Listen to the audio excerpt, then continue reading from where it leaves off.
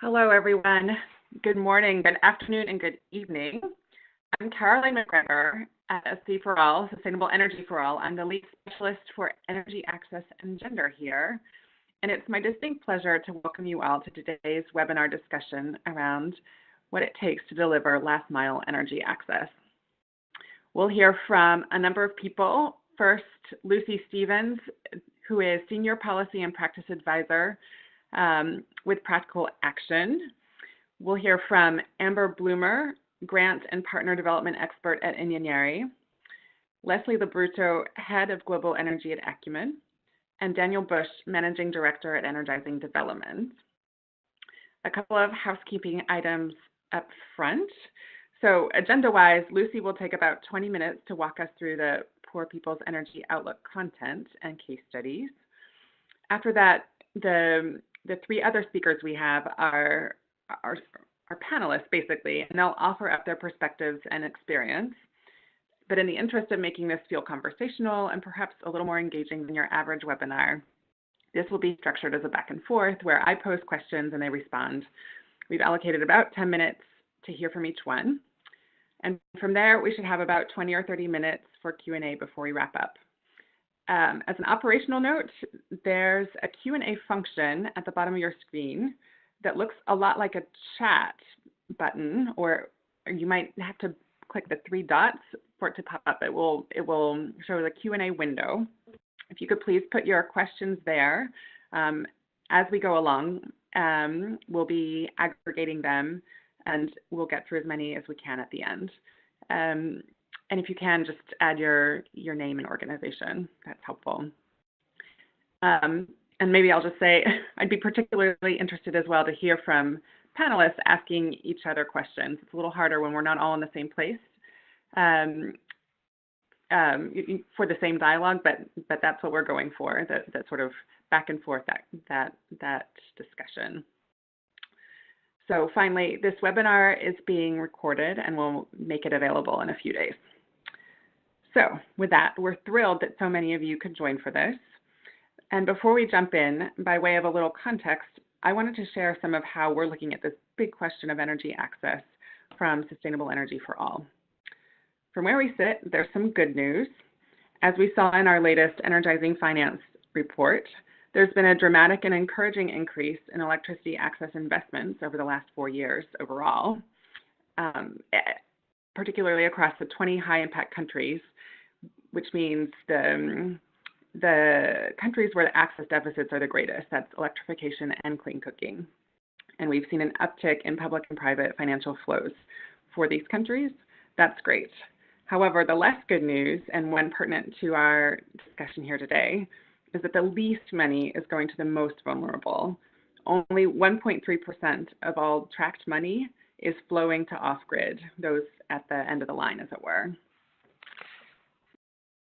Where there is investment in residential energy access, almost all of it has been going to the upper tiers in the multi-tier framework, right? Tiers 3, 4, and 5. So medium-sized appliances, minimum 8 hours of power a day and up. That's not what we consider the last mile.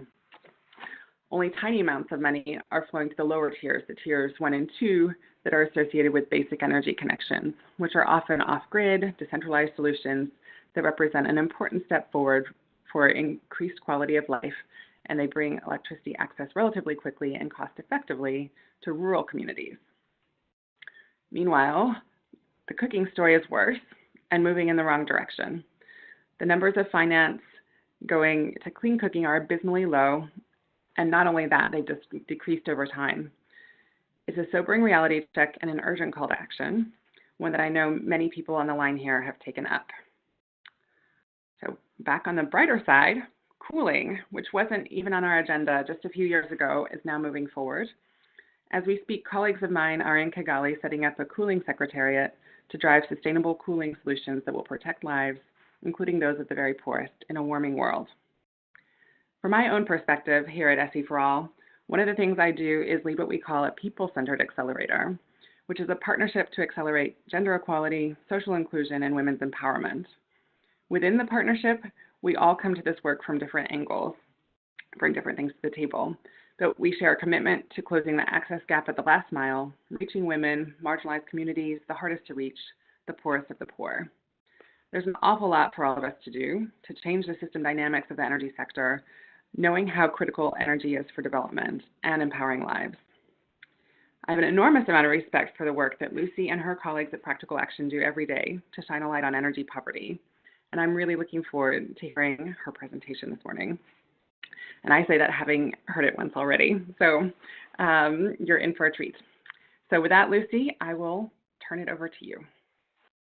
Thank you, Caroline, for that introduction, and also to SEforALL and the People-Centered Accelerator for hosting us for our webinar today. We feel that there's a really great alignment between what SEforALL and the Accelerator is aiming for, and for what Practical Action has been trying to advocate for in the whole of our Poor People's Energy Outlook PPEO series, even since it started back in 2010, but in particular this edition. And having so many of you dial in today just shows how relevant and urgent many people feel these issues are, because this edition of the PPEO on achieving inclusive energy access at scale gets to the very heart, we feel, of the central challenge for all of us in the energy access space, which is trying to balance the need to move further, faster, and deliver at scale while leaving no one behind. Caroline highlighted some of those success stories, and we need to learn from these examples, because our pace of change required to meet our 2030 goals is still too slow. So the message that we want you to hear today, I guess, is that we think that it is possible to deliver at scale while reaching the last mile. Those two things can be done together, but nobody has really cracked it yet.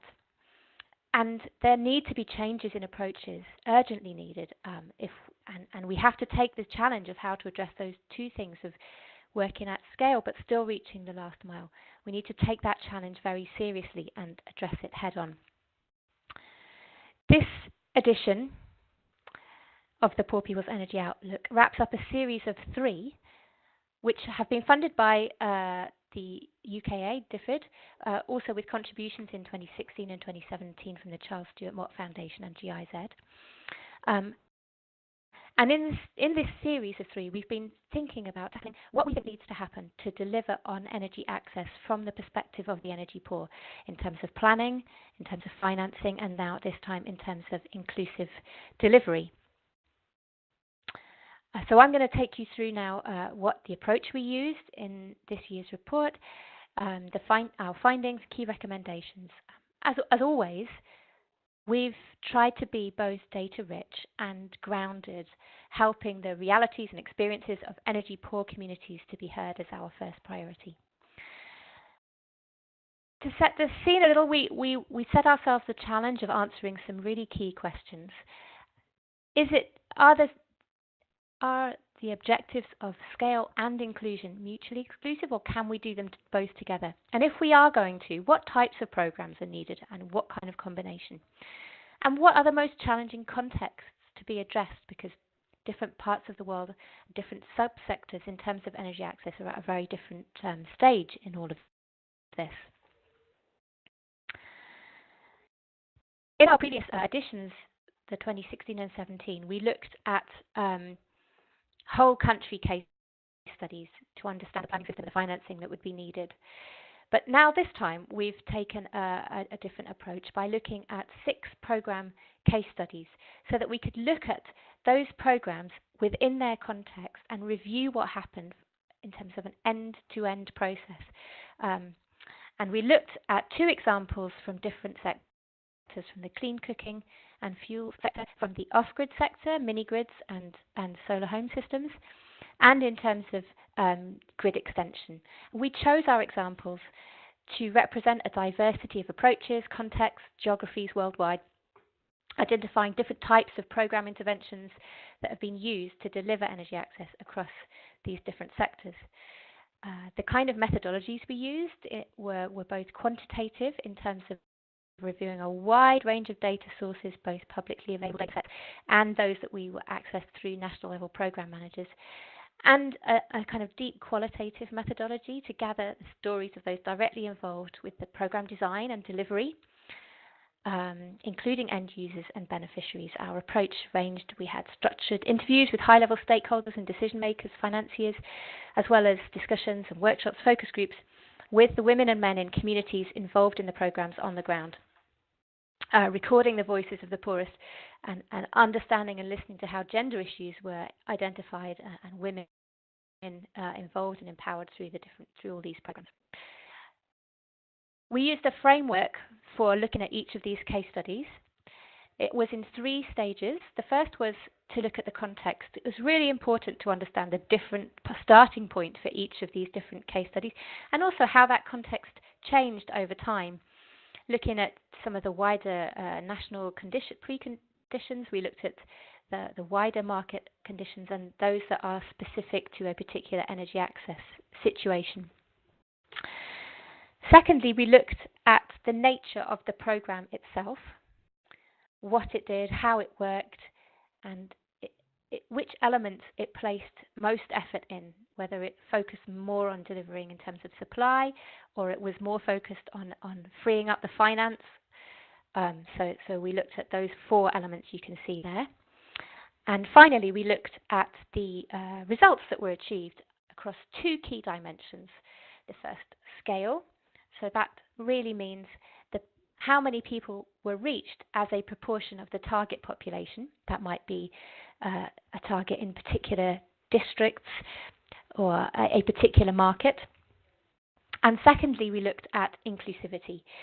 And we measured that using 3 key dimensions: poverty, gender, and remoteness. Others could have been included, but we felt these were going to give us at least an indication. And we developed an index, and so for each case study, they were scored from out of possible from 0 to 100. And so here's an example of what that looks like for one of the case studies. This is the Ghana case study, which looked at a clean cooking program. The green line shows its final index, its average score of 60. But as you can see, for each of the bars, they could have scored for 0 to 100, and then we averaged that. And in this particular case, the example did better on gender, less well on remoteness, because, for example, this was a program that focused on charcoal cook stoves, and so its market was largely in urban areas where people use charcoal, so those were less remote areas. To give you an idea, a score of 50 would be a sort of average, not overly rural, not overly urban.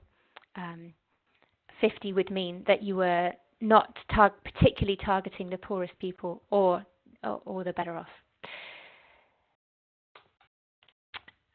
Throughout the report, we also highlight a number of examples that we think are really exciting examples of current things going on where we can't quite see the end result yet, but we think they're really exciting examples across clean cooking and off-grid sector and the grid extension sector. So you can see which of those were to give us some extra context of what's really contemporary and happening right now. So I want to take you through a couple of the examples of case studies. I'm not going to go through all of them, but to give you an idea of what kinds of things we covered and what the results look like and what some of the materials we produced are, so that you can delve into the case studies that you might be the most interested in the report.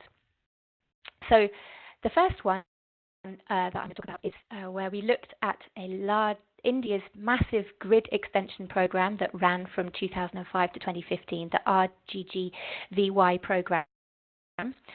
It really was a huge effort to move the dial on energy access and electricity access in India. We looked at how that operated in one state, the state of Odisha, so that we could get an idea of all the different stakeholders who were involved and what it meant on the ground in the context of one state. So here's one of the key findings where we map out how that we'd done in terms of scale and how the program had performed in terms of inclusivity. So you'll see that there was a huge jump in the proportion of households that were electrified. The orange line at the bottom, the lower line, that was the percentage of households in the state of Odisha that were connected to electricity in 2005, 43%, and by the end of the program in 2015, it had jumped to 85%, with the program itself contributing almost all of that. That's where the green dot has moved up to. However, it didn't perform so well in terms of inclusion. You'll see that it scored under 40 on the score for inclusion. So what were some of our key take-home messages, I suppose? This was a program that really achieved significant scale. Just in the state of Odisha, 2.86 million households were reached over the course of the program. However, in terms of inclusion, it didn't address gender aspects in any meaningful way. It looked at households just as a whole without really differentiating. It had an off-grid component, which was meant to reach more remote areas, but it was not successful and hardly delivered any connections. And it did have a focus on the poorest because it targeted those households that were on lists as below poverty line, although there were some difficulties with whether those lists were completely up to date, and some metering problems meant that there were problems with affordability for some of the poorest households. I think one of the other issues that we should take away from this is actually the question of sustainability, which is perhaps as important as scale, because there were still and there remain huge quality problems, which meant that people have been less able to use the electricity, particularly for productive uses, and that challenges the ongoing sustainability and economic viability of those connections for the utilities that are running them. Also, I think it's worth saying that now that electricity connections have reached that high level, it may be increasingly difficult to reach the remaining populations. And our case study from Peru highlights exactly some of those challenges, because it started from a context where there was already over 80% electricity access, but how to reach the remaining households is a growing challenge. So perhaps from this case study in India, we can take away the key point that maybe this is an example of the drive for scale at the expense of inclusion. So is the opposite true, where you might have inclusion, but that comes at the expense of achieving scale? But actually, we found when we looked across our case studies that is not a direct relationship between those two things. For example, some initiatives that started off smaller scale and were with a real drive on inclusion, like our improved QuickSave story from Ghana, show that kind of market-driven approach to scale can really take off over time and achieve large amounts of scale while being more inclusive. And I'm sure there are similar examples that many of you on the call can highlight from the off-grid solar lighting sector. So let me just move to a second case study, which shows some very different context and different challenges, but still addresses this challenge of how to reach scale, but also do that in an inclusive way. So this is the example we highlight from the clean cooking sector. We looked at the Kenya biogas program between its kickoff in 2009 and right up to the present day. Compared to the India grid extension program, it took a very different approach, but it's also working in a very challenging context. As we know, it is difficult to reach communities in rural areas with clean cooking solutions who just are currently collecting firewood, so they're not paying for fuel. They may not even own a stove. So how to encourage them to make those kinds of investments when there's no necessarily immediate payback. Also, this was working in a sector where there was almost no penetration at the start of biogas, just a handful of biogas solutions available. And so they were really starting from a very low basis. Over time, they managed to reach about 10% of the potential market so far. But that actually means 17,000 biogas plants, which is actually a very significant number, with a higher level of inclusion than was found before. Actually, in terms of inclusion, this program made really significant efforts and very deliberate efforts to be more inclusive and to consider the gender issues, despite biogas being having very male-dominated supply chains. And this being a technology which isn't particularly applicable in very remote areas, because you need enough water and cattle that are housed that come in overnight, and also because this is a technology perhaps a bit like mini grids, where you have a challenge of very high high upfront costs, which can be a challenge for the poorest. This example is great because it also highlights how the program has begun to find new routes to scale through, for example, working through and with farming cooperatives as a way of driving scale. For each of our case studies, we've summarized all the findings into a nice, easy one-page infographic, and something like this material is available for each one of the 6 case studies that we covered. So what are some of our conclusions, recommendations? How can we address some of those key questions we asked ourselves in the beginning about how to strike the balance? We've tried to summarize them here, and I'll pick out some of the key points for you. I suppose the first one is how to achieve that balance between achieving energy access that's both inclusive and at scale. What we have seen is that it's going to require a mix of programs that consider both scale and inclusivity. Large-scale programs need to make more of an effort to be more inclusive, while at the same time those small-scale programs, they must look to how they're going to achieve scale in the future. But also these things need to be planned together in an integrated way if we're going to achieve that kind of balance. If we're going to have scale programs, they need to be planned at the same time with those programs that are going to think about how the last mile is going to be reached. Secondly, reaching the last mile, it really requires that focus on inclusion really requires a concentrated effort. There needs to be sufficient targeted finance, dedicated staffing, tailored processes. If you try to deliver last mile remote off-grid components as part of a grid extension program without any of those targeted finance or dedicated staffing, it's not going to be a success, and that was a key finding. I think the other thing is that we would love to see measures of program success reflecting not just the numbers of people who are reached, but those aspects of remoteness, poverty, and gender. Some of the indicators that we've used to balance off not just how many people are reached, but where are they, and are we actually reaching the last mile? If we don't measure these things, then how are they going to be valued? So we feel that in that way, inclusivity could be a driver of success. Finally, there are, of course, barriers. We need to address barriers to scale. A lot of the programs that we looked at put a lot of emphasis on supply and less on demand, policy, and finance. The ones that did manage to move a little bit further and faster did work more across a holistic approach with all of those 4 elements. So reaching scale requires that kind of holistic approach. We've highlighted some of the market activation approaches that have been successful in really catalyzing markets rapidly. The work that we've highlighted in one of the boxes to do with PII work in Nigeria, where if you bring stakeholders together, it's possible to identify and address some of these barriers to scale.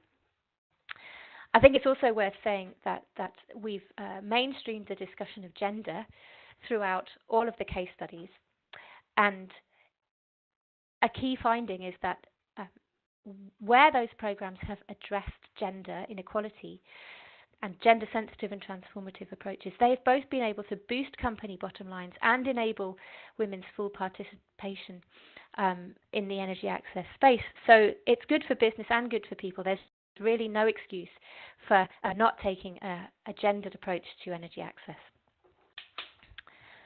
What does all this mean for you if you're listening here? I mean, I hope you've been able to pick up some of the key points that might resonate with the work you're doing. If whether you're from the clean cooking sector or you're working on electrification challenges, there are things here for all of us to work on and address.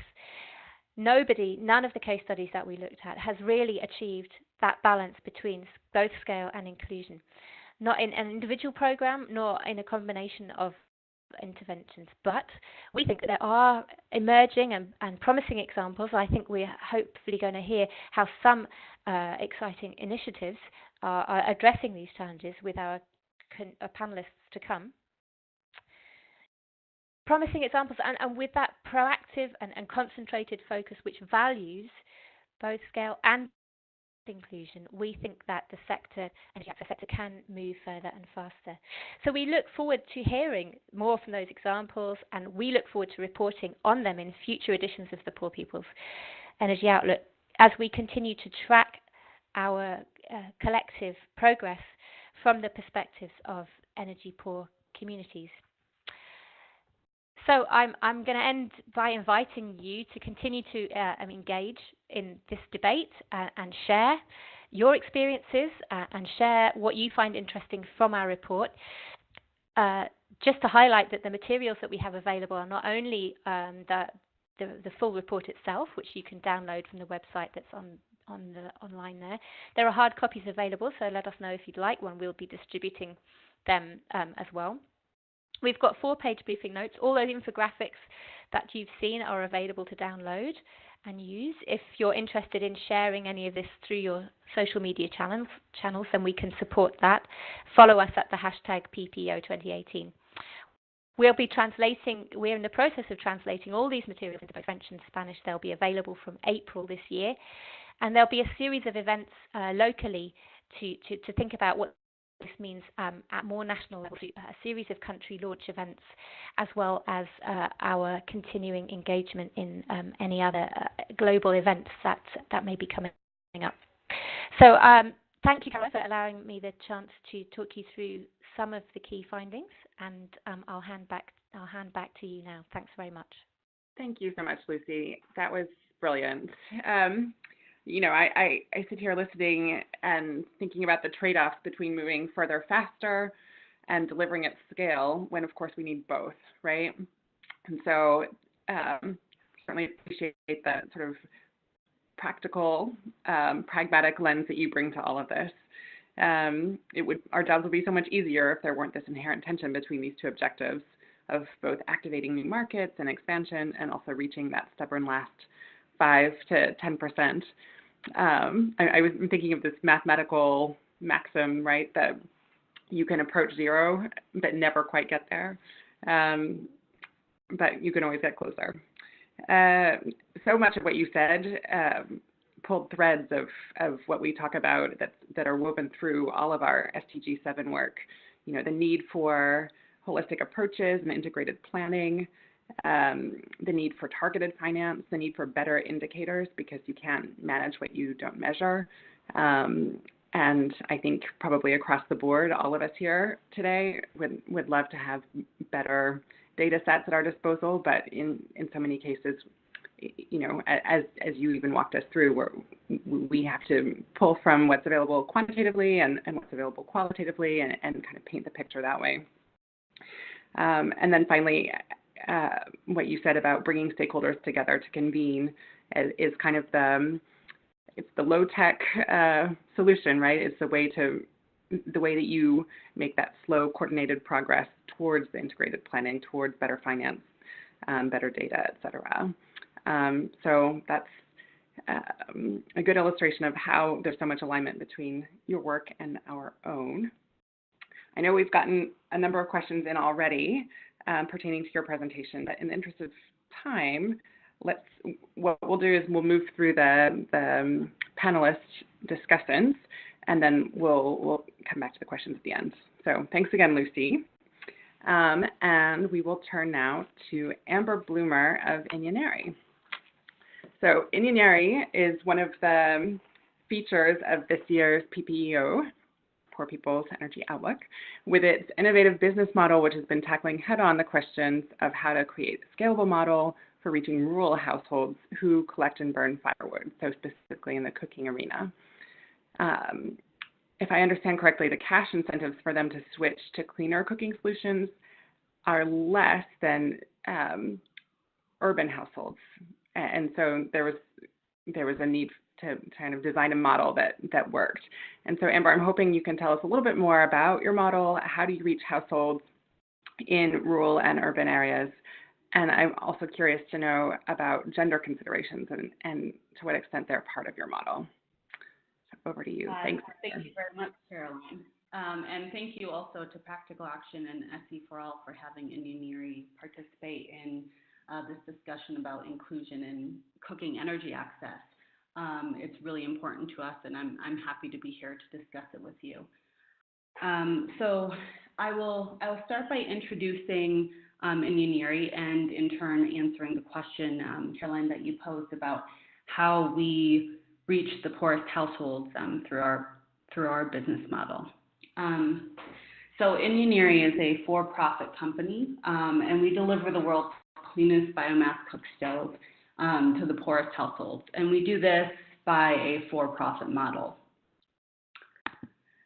So much like highlighted in the report, Inyenyeri had recognized from the very beginning of its inception the importance of including the poorest households in the design of the business model. So from the very, very beginning, we looked at the bottom of the pyramid households, what they could afford, what they were using, what it would take to include them in a for-profit and scalable sense. So we found, as we were developing our business model and looking at how people cook, we found three very important things. These three things were that, one, people don't have money, they can't take risk, and they need better solutions. And just to kind of give a bigger context, Inyenyeri started in Rwanda, which is a country in East Africa, where over 11 million people, which is over 90% of the population, is still cooking with charcoal and firewood. That means that a large percent of the population is still not paying for fuel. So we had to look at the question, how do you reach the people that don't have no money? So kind of looking at these questions and how to answer them. Now I want to go to how does our model work? How did we take these 3 points that people don't have money, they can't take risk, and they need something better, and turn it into a scalable and profitable solution? First of all, we do not sell our cook stoves. So we provide free use of the world's cleanest biomass cook stove in exchange for customers buying or trading biomass for pellets. So what this means is that Inyenyeri actually takes on the risk of owning the stove. So the customers and the households don't have to put forward a large chunk of money to buy a stove, but they also don't have to put money forward to replace it or repair it. And so Inyenyeri has 3 types of customers. We have urban customers, we have rural, and we have refugees. For the sake of this conversation and for describing the business model, I'll break this into 2 customers. So we have customers that were previously cooking with firewood, meaning that they were spending little or no money on. Most of them collect it for free. And then we also have customers who were previously cooking with charcoal. This type of customer is spending money on charcoal and has money to spend. Not necessarily money to purchase an upfront stove, but they did have money to spend on fuel. So how this works is that our rural customers are allowed the option to bring biomass to us in exchange for the pellets. So they bring these biomass to our hubs. Inyenyeri then uses that same biomass as feedstocks to produce our pellets, which are locally and sustainably produced in Rwanda. And in exchange, rural customers receive all the pellets they need to cook with, along with stoves. And we put 1 to 3 stoves in each household, depending on how much they need. And then we have plenty extra pellets to sell to our urban households, meaning we're taking the pellets produced from the wood stock from the rural customers, turning that into pellets, and then selling that to the customers previously cooking with charcoal.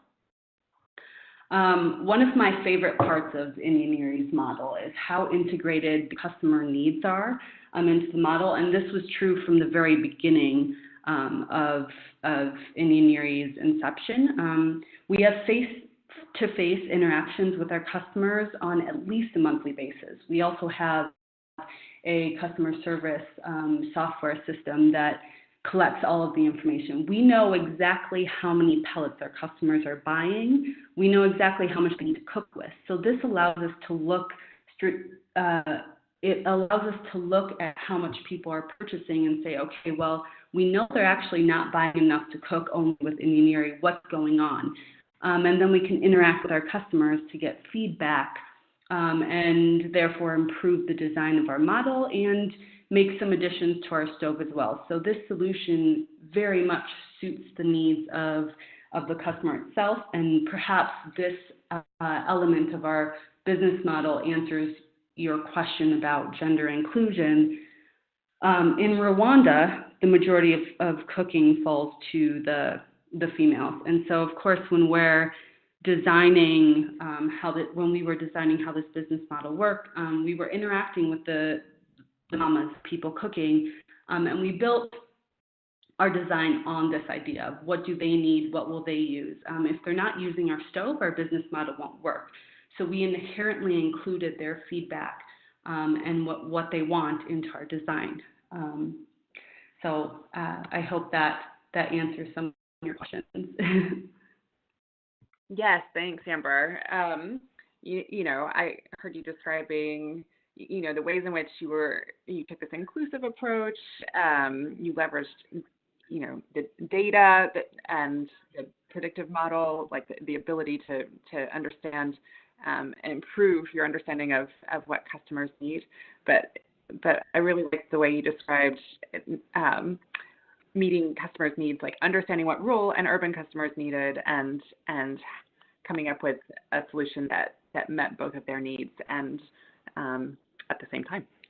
I guess I'm curious next to hear your reaction to this Poor People's Energy Outlook. Were there issues or recommendations that struck you as particularly useful? Of course, the PPEO team has done its bit to really shine a light on clean cooking as an equal part of the energy access conversation alongside electrification, right? They're two pieces of our SDG 7 energy access, universal energy access mandate. It's universal access to electricity and universal access to clean cooking. And Inyenyeri is certainly active and driving progress on that clean cooking side. So again, just interested in whether the recommendations kind of resonated with you. Yeah, so I think I did look at a couple different points that resonated with Inyenyeri, and the thing that struck my mind first was a very broad idea, the report itself, on doing a report on inclusivity and what that meant. And this idea, which I mentioned before in describing our business model, of starting from the very beginning and including the poorest households in our model, which I think it's safe for me to say that hasn't necessarily made scaling quickly easy. So this idea that how do we balance inclusivity with scalability, and I think Inyenyeri is kind of showing that this can be done, and even though it has in some ways probably slowed us down a bit, I think the sector, I think funders, I think international entities need to really put time and effort and money into addressing this issue and supporting the companies that are looking at inclusivity from the beginning and making it a bit easier for them. Another point that we really appreciated was the fact that there is a need for more than just public resources, so investment. We are an impact company. We've designed our model based on impact, but we also have a huge market at our hands. We have 11 million people in Rwanda, and we have surrounding countries where, I just learned the other day that the cost of charcoal in Kinshasa is over $40 for about 3 weeks of charcoal. That's a huge amount of money, meaning that the the profit margins and the ability for us to at scale reach profit is very high, and so investors should see this and should start moving into the clean cooking sector, and we hope that we continue to be an example of that. And lastly, the report highlighted the needs for the governments to get involved, and I think this is something that really resonates with Inyenyeri. We have worked really hard to integrate ourselves into the priorities and national plans of the Rwandan government. For example, we recently signed an MOU with the Rwanda Energy Group just this past year, kind of agreeing to reach 1 million households by 2024. This wasn't a purchase agreement. There was no money exchange in this, but the idea that the government supported us enough to sign this MOU and we've been worked into the government priorities, I think is going to be crucial for us moving forward and as we scale. Yeah, I think that's exactly right. And I think the Rwandan government has been really unique in leaning in on this. I guess I wonder if I can get you to step back and just think about the sector as a whole, and maybe the world beyond Rwanda, which is such a, it's a leading case here. Do you have a sense for what broadly it would take to get governments to pay attention to this in the same way that investors do, right? Like, what was successful in Rwanda that could potentially be transferred elsewhere? And, has there been a way of formulating the social and economic dividends that particularly works in your conversations? Yeah, so I think this question, could be asked for, how do we make the sector investment ready as well? And looking at our experiences, I think one of the points that I would like to highlight is getting and publicizing third-party technical validation that ultra clean cooking has a high impact, not only in carbon emissions, but in health, in time savings, in poverty. There's so many impacts that a lot of you know of that make this an attractive and a necessary thing to put time and money into. And so, for example, we have an ongoing RCT. I think in general, the more evidence we create to present to investors and to government and non-government partners, the more interest we're going to see. And I think this kind of feeds into this concept of demonstrating that a viable business model works at the proper scale, something that can scale, can reach the poorest households, and that can be profitable. And I think, in Rwanda specifically, we've started to do this with our proof of concept at 5,000 people. We have 5,000 customers making regular payments for pellets instead of cooking with charcoal or firewood. This is a huge success. Our customers are highly satisfied, and we've shown the governments and donor partners through our business model that cost reductions from economies of scale can make its business model viable, and that the more investment we receive, the more we can scale. And I think this is true, across the board. The more examples we have of solutions are reaching the poorest households, and the more those examples are shared, and the more Inyenyeri scales, and it is this example, I think the more success we will have, and the easier it will be to talk with governments and get them on board with a solution like this. Thank you so much, Amber. I think that points to, a role for all of us, and just, the constant need for communicating what works, and iterating and building on experience. So thank you so much. We will turn, in the interest of time, next to Leslie from Acumen. Leslie, I think you're still on the line. I hope you are. I am indeed. Hi. Hi. Leslie's an old friend. I'm so interested to hear from you after all of this discussion, because you certainly come at this as an investor, right? You're looking to support businesses that can make a profit and grow. So how do you balance this with the wider objectives of reaching the last mile, both in terms of enterprises providing a service and also customers that are being served? How can we overcome structural disadvantages? Thanks, Caroline, and it's a pleasure to be here. And it is a really difficult challenge. And the one thing that we've observed over the last decade of investing in energy access is this constant reminder that it's so easy in investing to leave the poor behind. And with the growing number of startups that we see in East Africa and West Africa, in India and Pakistan, where Acumen specifically investing, we see that there's an increasing risk that the poor will get left behind. And when you're making investments and you're an investor, you're constantly looking often for the best deal. And the best deal financially may not be the best deal in terms of the one that's reaching the poor. So if we can go to the next slide, I can share a bit more about how Acumen is sort of tackling poverty through investments. And I apologize, there's an office dog for those who are very jealous of our office dog. She's lovely though. But Acumen launched our Pioneer Energy Investment Initiative in response to an effort to really look at what had been done in energy investing for the last 10 years and what can we do moving forward to really change the game. So Acumen, slightly different than other investors, raises philanthropically backed capital, basically grant capital, to make seed and early stage investments into companies that are serving the poor.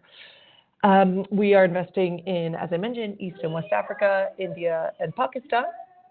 We're looking at unproven business models that are really have high potential for growth. And when we talk about what does it mean to be sort of an impact investor at this stage, we're really looking for investments that are longer term. So whereas a normal investor would look at a maybe 3 to 5 year return, we're willing to invest in 10, sometimes 12 years, and we're simply looking to make our money back. So while some investors expect IRRs that are at market rate, we are looking just for a 1x return, which helps us ensure that the businesses that we are investing in reach the poor. Next slide. So just a bit of background, we launched this $20 million PII initiative in April 2017. We've been investing for about 2 years, as you can see, and we have high hopes for this, that it will reach 60 million people by 2026 in about 10 years. As I mentioned, we invest for 7 to 10 years, sometimes even longer, and we do hope that every investment that we make, these companies will be able to attract 5 times as much capital. So if we invest, say, $1 million, we hope that these companies will go on to raise at least $5 million more in capital. And so far, our average has been 11.5x. So we are batting well above the average we set out for ourselves. Next slide. So again, we talk about what kind of companies we're looking for. We're really looking for market-based solutions. Acumen was an early investor in Dlight, for example, in 2007. They are a great example of a market-based solution, coming up with a low-cost way to reach customers with a pay-as-you-go basis, and in a way where entrepreneurs can really focus on building a sustainable business model. They don't have to be profitable in the first few years. We just need to have them to have a pathway to profitability. And ultimately, it's about giving customers choice. We believe in dignity and ensuring that the product or service that they are ultimately going to be taking on is something within their reach. Next slide, please. So again, just for a bit more background, we've invested in 22 companies around the world. These have gone on to raise over $216 million in follow-on capital. Very happy to announce that since these slides were created, Dlight closed a $41 billion round. And you'll see we've invested about $22.5 million, and these companies have gone to operate in 68 countries. We focus on clean cooking, off-grid products and services, and mini-grids. Next slide, please. So why do we do this? Again, energy access comes in many shapes and forms. Do we believe that grid extension and grid electricity is part of the mix and needs to be? Absolutely. Do we feel that our capital could be as catalytic there? No. We believe that Acumen's capital as an impact investor can go towards decentralized solutions where the grid is unwilling to go and perhaps it's more expensive. Oftentimes distribution companies partnering with manufacturing companies or mini grid companies that are exclusively focused on some of these more remote places can indeed reach the poor. So again, do we believe in the complementarity of where national grid extension can exist, for example, in India? Absolutely. But again, we're looking for sort of the path-breaking pioneers. Just to give you some data, of the 800 million people that have gained energy access in the last 10 years, 45% have been from sort of path-breaking startups, sort of that decentralized solution, and that's where Acumen's capital is looking to go. Next slide, please. So again, we see that the capital that exists, only very little goes towards energy access in general. And when we see where people are starting to raise money, oftentimes we find that entrepreneurs say there's just such a lack of capital, especially in early days. Acumen released a capital called really the role of patient capital, analyzing the investment gaps that existed. And we found that really to scale energy access solutions in that seed and Series A round when a company's just getting started, we need $210 million annually to really support these companies. And on average, over the last 5 years, we've only seen $16.5 million invested in seed and Series A companies in the energy access market. I mean, this is really a pioneer gap that exists. And if we could start supporting companies at the early stage, we see plenty of investors, more and more, $100 million funds are coming online from different, it could be from DFIs, from private investors, but no one still, for the most part, is willing to take that seed and Series A risk. And that's why we welcome others to join Acumen in sort of taking a higher risk and knowing that some of the investments that you invested in the early days can scale to be the next sort of Dlight in the market. Next slide, please. So again, as I mentioned with Dlight, it's just an example. We've invested $5 million over the lifetime of Dlight, and we are happy to report that we actually just achieved a partial exit in Dlight after exactly 10 years. And we were able to show that patient capital, for example, can work. You can exit these companies. You can stand with them on their pathway to scale, and you can ensure that they're reaching the poor. We have done lean data with Dlight, which I'll share more about in a bit. And lean data really is our response to making sure that we are staying true to serving the poor. It's just not enough anymore to count lives impacted and say, great, good enough, we're an impact investor because these customers are in Africa or in Southeast Asia. We need to know quantifiably that the customers that our companies are reaching are indeed poor. Otherwise, are we really doing what we say we're going to do? To the PPEO reports credit, we need to just dig a level deeper and really understand, are these products and services really reaching the poor? Is this first-time access? Maybe customers have access to alternatives. This is information we need to know as an investor. We need to back in the companies that are truly the most impactful. Next slide. Great. So I'm more than happy to talk more about Acumen's model, but as I mentioned, we're using lean data, which is a low-cost, low-tech way to figure out what really is the experience of customers of the companies that we're either backing or looking to back. It goes over many different indicators, as I mentioned, first-time access to energy. Did they have access to alternatives? Are customers experiencing problems with their products or services? Maybe the company that we're looking at seems great, but in reality, customers after 4 months stop using the product. This is the kind of in-depth information investors need to know to be making better investments. But also, this is the information public funds need to know. So often we just say, the impacts of this specific program were great because we reached X number of lives. To us, that's just not good enough. And in fact, we started incorporating lean data during due diligence. So as we're evaluating a company, we'll reach out to customers. Again, it's a low-tech, low-cost way. The company has to do nothing. Our team does all of the work to really understand and assess the true impact this company is making. As I mentioned, first-time access to energy. We disaggregate all of this information on a gender level. So how many customers are men versus female? Do their experiences differ between men and women? And as we're able to get this information of poverty focus within a business, of access to alternatives, we're able to make better investments and stand by the investments that we're going to make. And quite honestly, we've said no to deals that are really attractive. I mean, the financials look great. They're reaching customers, but the poverty focus has been 11%.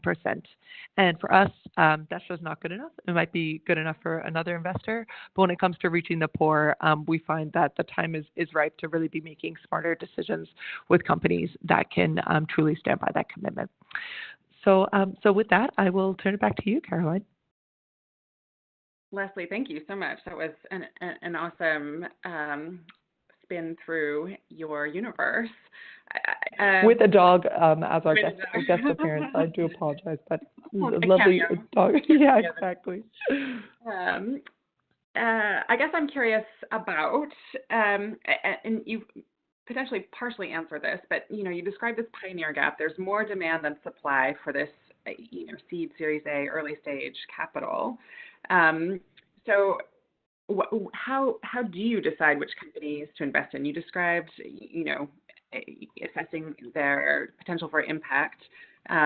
Is that using lean data on both the front end and evaluation on the back end? But beyond that, is the kind of decisive criteria about poverty alleviation? How do you make those tough decisions, right? There's more need for you than you can make the world. So how do you focus? Yeah, I mean, and again, the amount of capital Acumen has is very little in terms of what's needed. So we do need to be really judicious with our funds. And there's a couple of criteria because obviously we have financial savviness and we are investors. But again, we are committed to serving the poor. So some of the things I like to share with prospective companies are, one, we do need to see some traction. We do need to see that you do have units sold, that you have a customer base.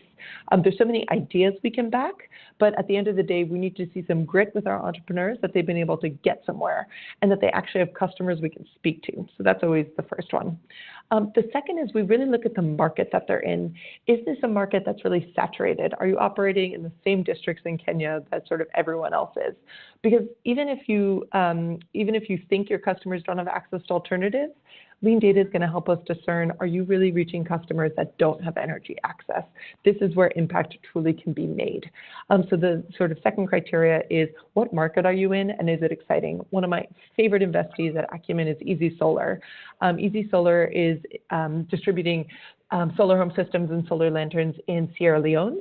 They were a prime example of where we felt our company and our cash could be catalytic.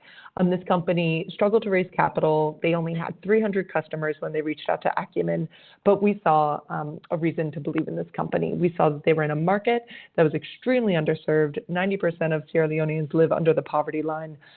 They had an uphill battle, and when it came to a market with very limited mobile money, most investors that they talked to said, come back to us in a few years when you guys are a bit more serious. But Acumen said, wait a minute, we think you're onto something. You're in a market that has virtually no competitors. National electrification in Sierra Leone is going to take 80 years.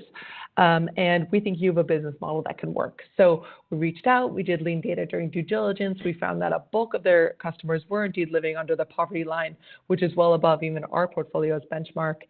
They had customers. Their customers reported incredibly high levels of satisfaction. Where they experienced challenges, as many customers do, we saw that EasySolar was following up with these customers. And, while maybe their lean data results, so to speak, weren't perfect, it gave us as an investor a chance to say, right, this is where we can work together once we make an investment and see what ways that we can work together to improve the company. That company, after just a few years, has reached their, after even just 18 months after investing, reached their 10,000th customer. And that's the sort of company that we just are so proud to back, one that's really committed to the poor with a market-based solution in a market that's highly underserved. So that's sort of a deep dive of how we think about it and how we're looking to find companies that are truly unique in what they're doing. Yep.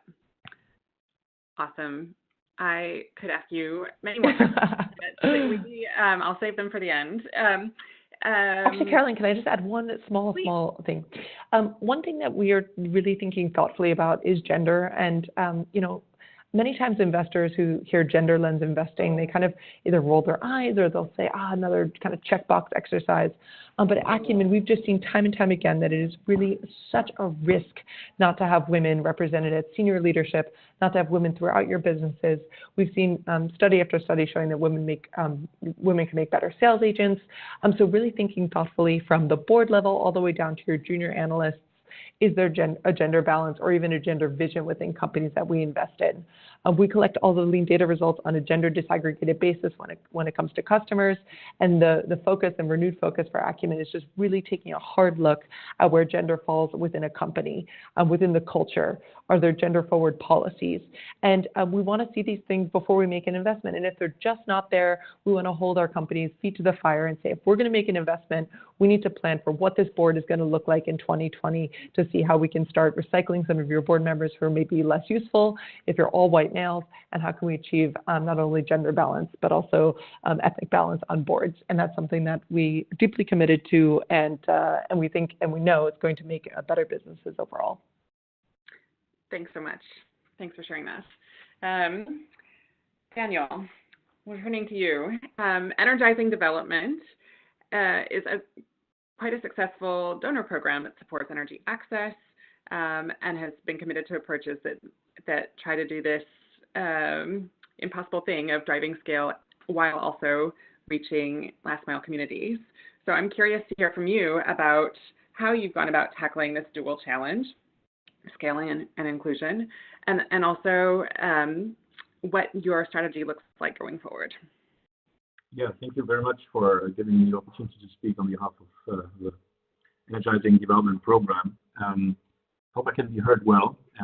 So far the audio is really working great. But let me start by complimenting Practical Action on really a great report, because I think for us, more or less, it's two aspects which are of relevance. One, of course, is the contents and also the data richness that was also referred to, but it's also about flagging this topic, as you call sort of the conflicting or paradox of challenges, bringing together scale and inclusivity. And that, as you just mentioned, I mean, it's something that we've been working on for a bit more than a decade now. And I mean, the challenge hasn't left us, and I think that's good, because the report really flags this topic and brings us to the international agenda at a critical point in time. And let me briefly come to that in just a second.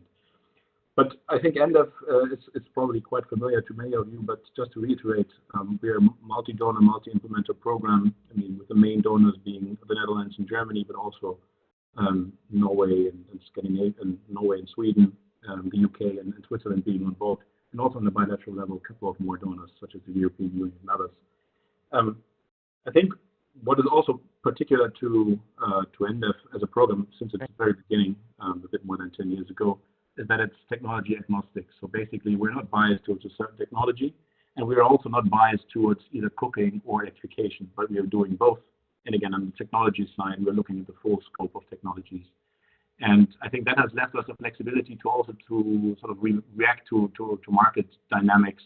That is part probably of the success of EnDev, which also, just to be also honest, I just joined at the beginning of last year. So basically, I wouldn't say I'm the new kid on the block, but the success I'm sort of referring to has been achieved by a large team and also before my time.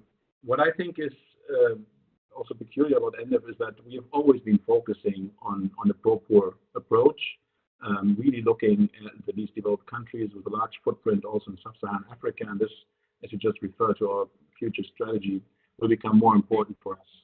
So our donors or our governing board is looking at an even stronger footprint in these really early stage markets, which some refer to as being not commercial, but we'll come to that in a bit, because we think there is a market, but it's just a challenging market. At the same time, I think it's also fair to say that, again, we have quite a large footprint with regard to our outcomes on the side of cooking energy, and a smaller part looking into electrification.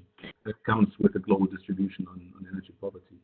At the same time, when we say we're really pro-poor and focused, we always work through a market-based approach. So we would never basically provide our support or provide our technical assistance to a non-market environment. But the thing is, these markets that we talk about are, as you also described, and also the other presenters or discussants described, at a very, very early stage of market development and need certain support. And this has also been mentioned, but I just want to also flag it because, again, I think the report shows this quite well. EnDev in the previous history very much focused on supply and demand. And in the triangle, or actually here, as was also shown, it's actually 4 issues, but for us it's a triangle of supply, demand, and the enabling environment. And if you look at the enabling environment now, it was split in the presentation here by the colleague into finance and policy. But if you look at that triangle, I think the side on the enabling environment, and again, specifically on conducive framework conditions and mobilizing investments in the sector, EnDev was not so strong. Or let's call it in a different way, it was not really part of the inherent DNA of the program. And I think after more than 10 years of what we have done and also being able to report now that we achieved more than 20 million people in sustainable access to energy, I think it's also fair to say that we also need to look at a bit of a paradigm shift, because if we want to get anywhere close to SDG 7, as was also mentioned before, we really need to make a dent in that development of reaching our targets and doing that together. And I think that is part of our paradigm shift, is to look beyond what we can do ourselves and partnering up with those who can bring that scale. And again, I'm personally convinced, and this is also how our board sees this, we as EnDev can provide a fertile ground, but we will not be the ones reaching the hundreds of millions of people that we need to achieve and to reach. And I think here, this topic of scale is a topic of partnerships.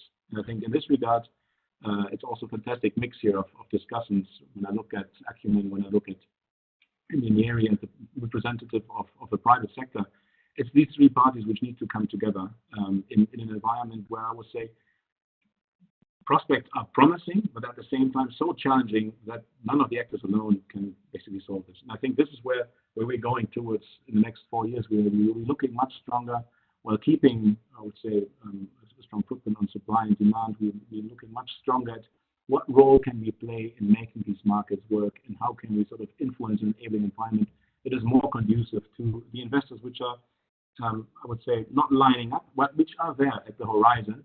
And I think this is also a critical moment in time, as some investors are moving, but I think for a growing number of potential investors, the appetite is also growing, specifically looking at energy access services and products and the companies being in these markets, and how we can bring them basically to make their profit, because in the end, this is for us probably the best guarantee for sustainability.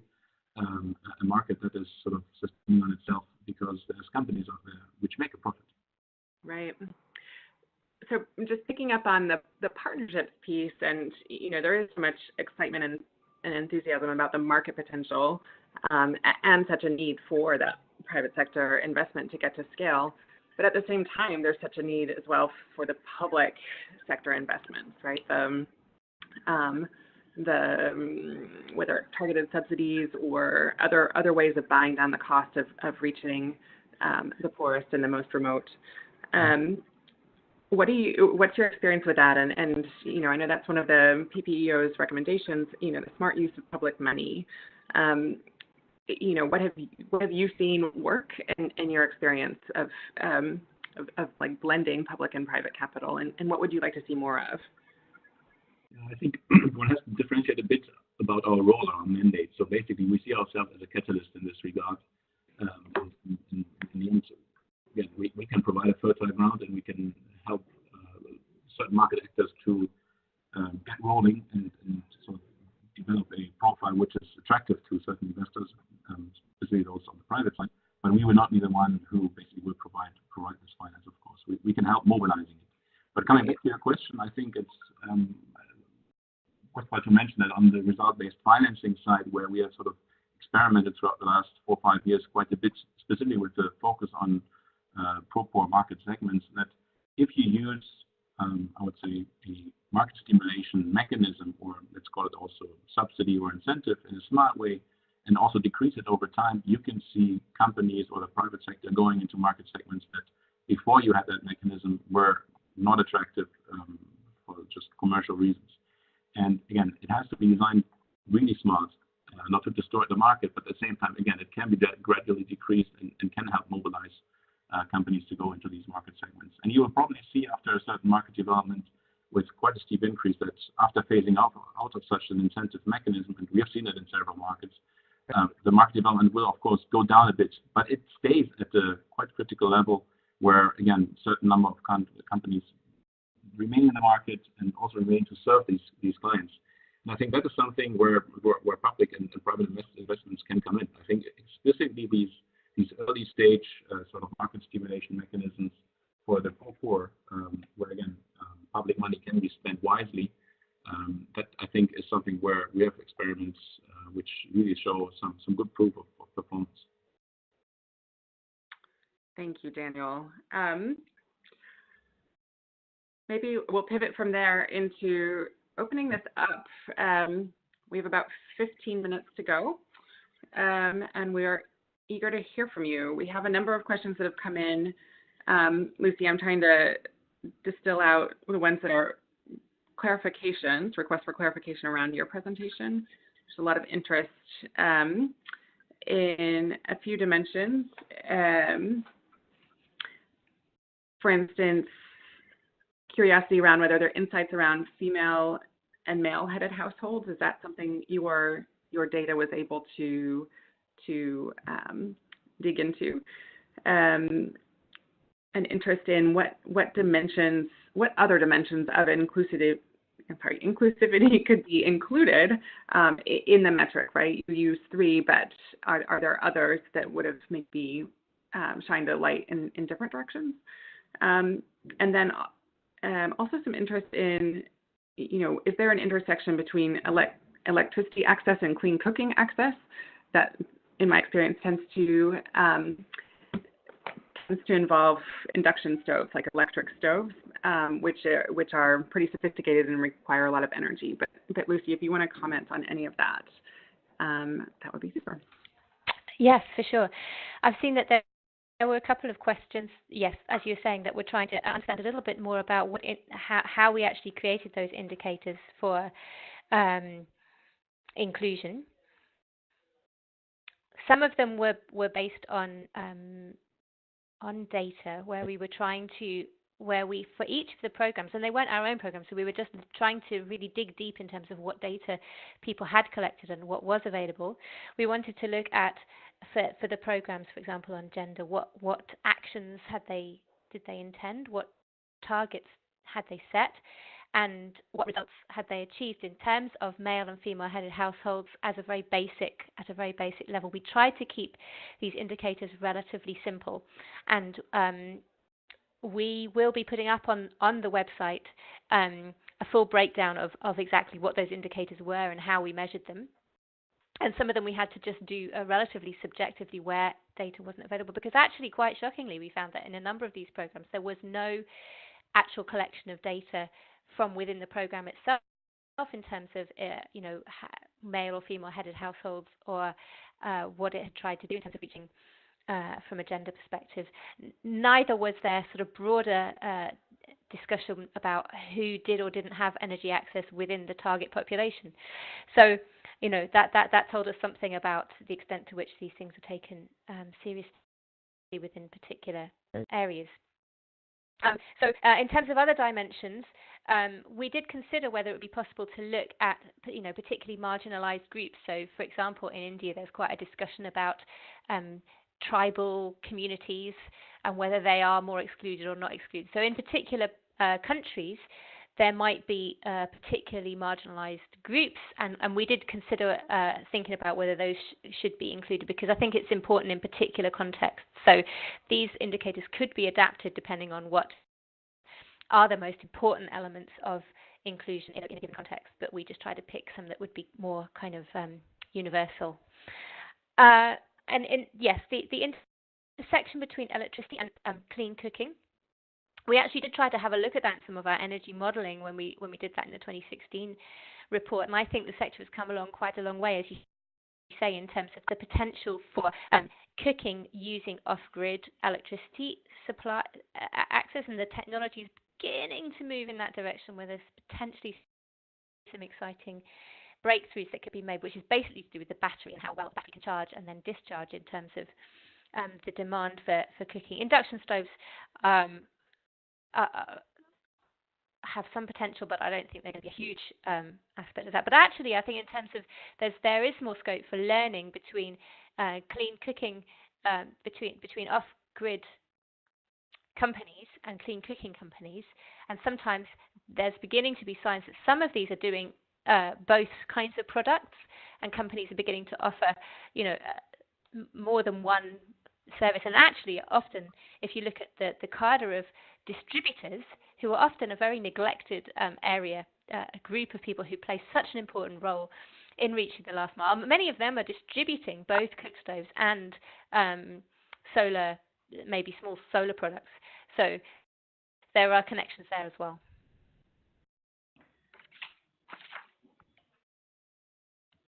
Thanks, Lucy. Sorry, I was toggling between mute in the wrong direction. We have, Leslie, if you're still with us, we have a few questions for you. Some are straightforward. There's an interest in whether you could recommend a glossary of terms and of investment terms, like a good place to point people to for Series A, seed round, things like that.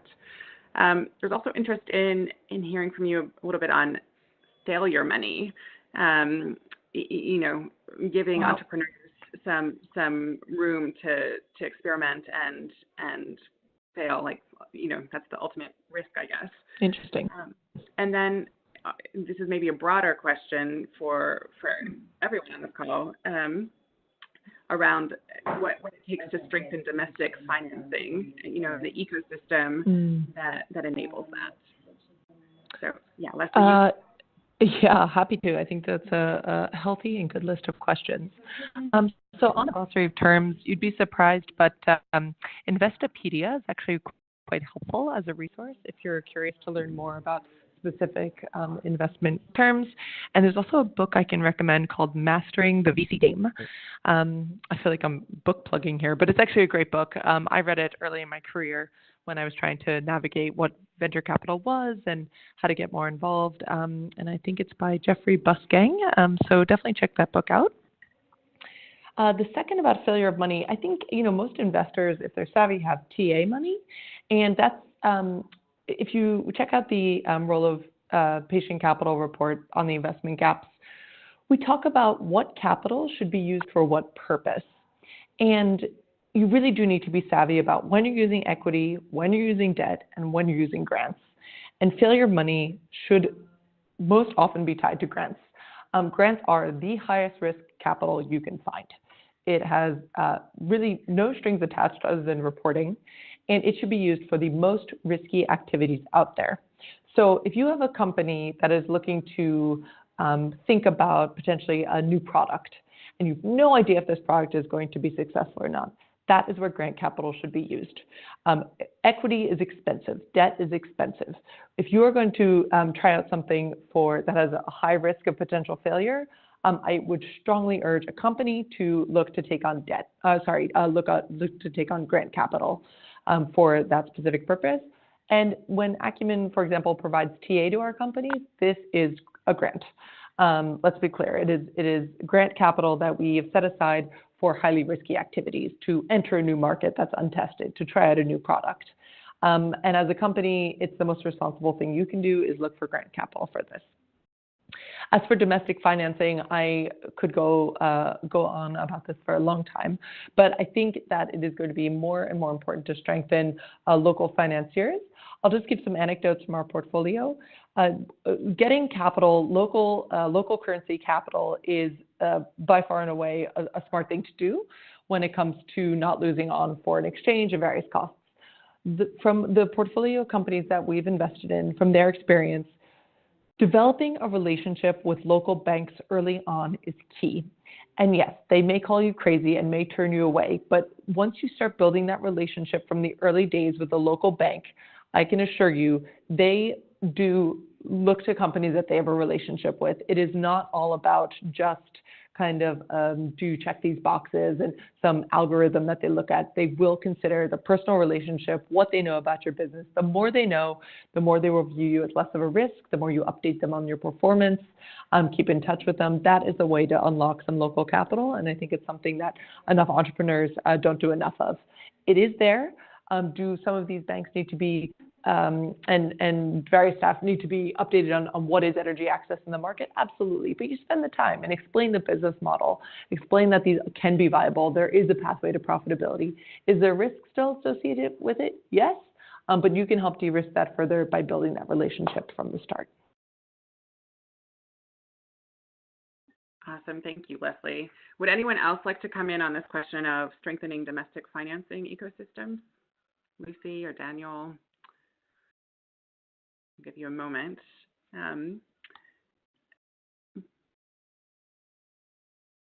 Any comments? Our other question, there are a couple that pertain to Amber's presentation and Inyenyeri's experience, and it's probably a question you've gotten before, but interest in kind of what are the impacts on biodiversity and forest cover in terms of trading in biomass for the pellets. Can you speak to that briefly? Yeah, thank you so much for that question. It is, in fact, one we get all the time. Of course, I also got a private question asking about carbon finance and if we count on this with our business model. And we do have an agreement with the World Bank to purchase 1 million carbon credits, meaning that we actually know that our system is reducing a lot of CERs, about 14 for the urban households and a little less than 14 for the urban household and a little less than 2 for the rural. What this means is that we've developed our system and we've thought about this extremely holistically. So currently at 5,000 households, we're only using waste wood. But our system uses, because it's so efficient and we have the fan gasification cook stove paired with our pellets, we are reducing the amount of wood needed by 80 to 90%, depending on who you're comparing that to. So for people that are collecting firewood, it's a little bit less. For people that were previously cooking with charcoal, it's about 90%. So currently, we're not cutting down any trees. As we scale, we'll have to start sourcing wood outside of waste sawdust, which means that we'll have to look at purchasing from small woodlot owners and the idea, or agroforestry plots, or forest cover, commercially produced forest cover. The idea behind this holistic approach is that we've already started working with small woodlot owners to promote the increase in their yields, so that if they're cutting down any trees and trading that for pellets or selling it to us, that those trees will be replanted. And ideally, we'll partner with agroforestry experts and forestry experts on this, but for now we are piloting some of these programs ourselves. And I think the key point to remember is that although we are still using biomass, we're reducing the amount by 80 to 90%, which means that in Rwanda, it can be used completely sustainably. I hope that answers this question. Thanks, Amber. That's great. Question next on sort of the demand side efficiency and efficiency as a driver of access. The question is whether we've seen innovation on DC appliances, DC mini grids, and is that something that we see as sort of a pathway, a viable pathway for extending energy access? Lucy, maybe that one's for you. Also, Danielle, if you want to come in, I know RBF has touched on some of that as well. Yeah, I mean, efficiency is a really important topic because I think for us, the key thing about what does energy access mean is that it's about service that the energy service people can get. And as efficiency improves over time, efficiency of appliances, you can get a lot more energy service, a lot more light, a lot more power, a lot more, useful motion or motive power, whatever it is, out of a smaller amount of supply of electricity. And so that's why the efficiency debate is really, really crucial. I know that there have been, lots of exciting developments in terms of efficiency, and sometimes that relates to DC appliances. The difficulty that we found in all of these 3 series of reports is that how are poor people in these communities actually able to access those appliances? They're not readily available on the market, and sometimes the appliances themselves are more expensive than an AC appliance. This particularly came up as the case in the South Africa example, where one of the difficulties was that there's a huge availability of appliances for people who are connected to the grid, and only such a very limited availability of DC-related appliances, and they were actually much more expensive. So that caused a big problem for people who were relying on solar home systems, because they weren't able to access the appliances that they needed, even though those appliances were more efficient. So I think there is lots of potential there, but it has to kind of be looked at in the round in terms of what else is, in terms of how those products are going to be available and affordable to people in the market.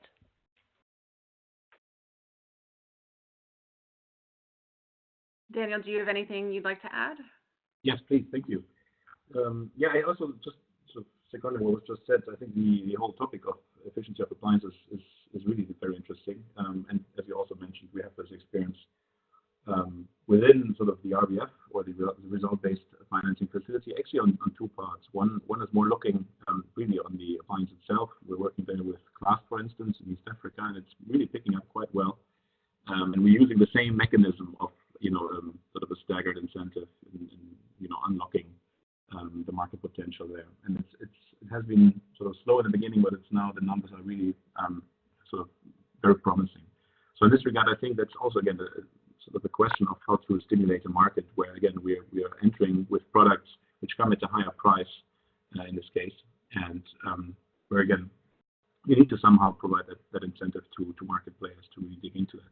At the same time, you mentioned the whole topic of mini-grids, and that was linked to DC appliances, but I think the challenge that we see on the mini-grid side is a bit, at least from our point of view and experience, a bit more complex when it comes to sustainability issues, and that's more related to, I would say, sustaining operations over a longer time, especially when we look at the time horizon beyond 3-5 years, and sort of the commercial side of keeping operations running, and also technical capacity. And again, that is a different issue, but that is something that we see is something that is, at least in the past, being really left out in many mini-grid projects, and where we see a great deal of further support needed, again, in sustaining these operations into investments that are really, in many cases, quite substantial.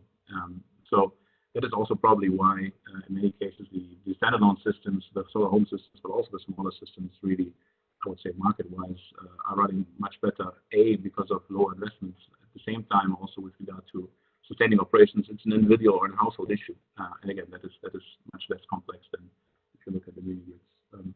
But at the same time, you see also in the international and the political agenda that there's quite a drive towards mini-grids. And I mean, if we would have more time, it would be really interesting to hear from Acumen's side, also their point of view with regard to potential investments into going into mini-grids, which in many cases are really publicly driven, and where they see the potential for private investments. But probably we're running out of time, and that's a topic for the next session.